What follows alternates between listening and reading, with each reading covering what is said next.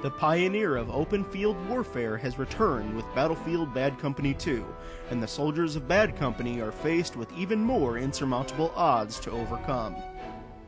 The game focuses on a mysterious and powerful weapon, and it's Bad Company's job to ensure it stays out of the wrong hands.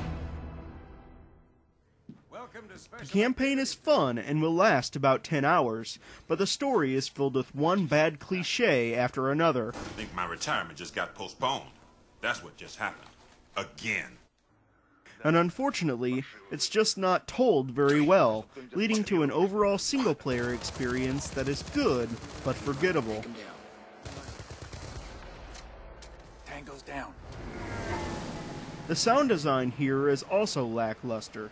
The soundtrack is uninspiring, and the voice acting is very inconsistent, being really good at some points, and just plain horrible at others. Next thing we knew, we were over South America, courtesy of an agency we couldn't officially name, working for a guy who sent units like ours to early graves every day. The gameplay, however, is much more refined this time around. Medkits have been replaced with a regenerating health system, and the overall combat feels much more fluid.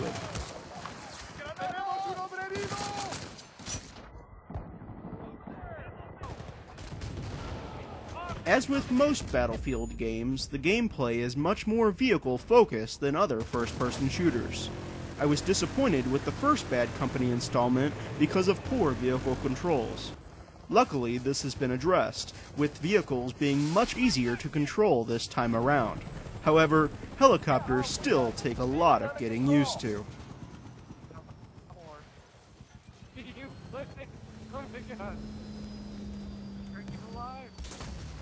The Destructable environments also make the gameplay feel unique. The Frostbite physics engine has returned in an upgraded form, meaning that buildings are now completely destructible and can even collapse, leading to some pretty intense indoor firefights. As you can tell, the game still looks great. Even though character models aren't the best we've seen, the game makes up for it with detailed textures and great particle effects. Smoke, sand, and dust all look phenomenal, but can at times get annoying when trying to see your enemies. The single-player campaign may be forgettable, but the real meat of Battlefield Bad Company 2 is the multiplayer. Up to 24 players compete in Conquest, Rush, or Deathmatch game modes on 8 different maps.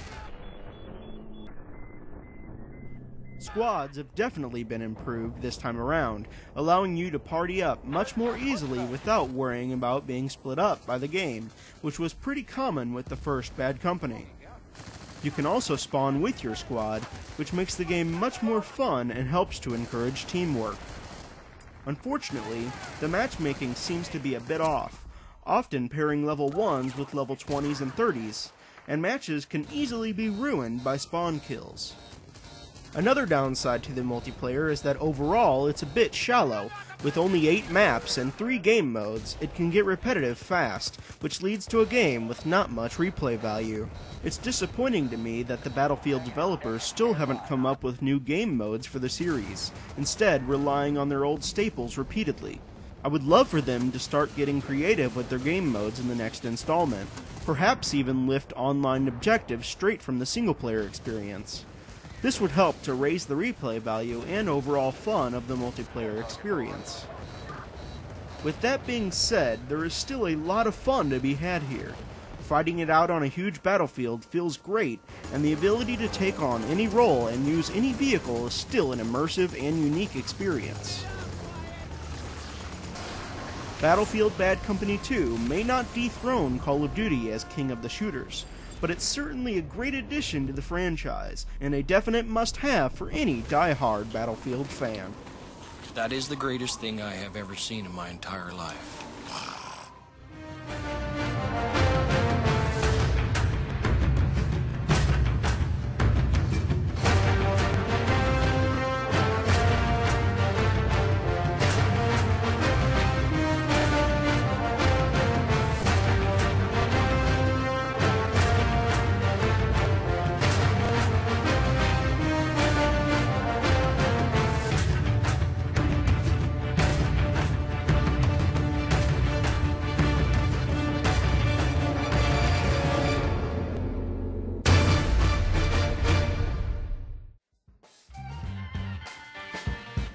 For the latest video game reviews, money-saving promotions, and to learn about upcoming Gamer Lounge events, visit thegamerlounge.net.